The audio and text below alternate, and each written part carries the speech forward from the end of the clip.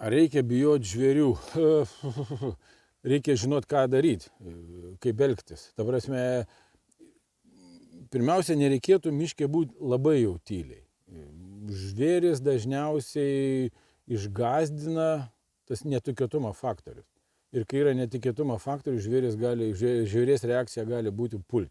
Jis jau nebesupranta, kad gali pasitraukti saugiai, jisai gali tada pasidaryti agresyvus ir pulti. Taip, su jaunikliais žvėris būna agresyvesnė. Jeigu aš galvoju, kad pavojingiausias Lietuvoje žvėris, atmetant tas 2-3 meškas, tai yra briedžio patelė su jaunikliu.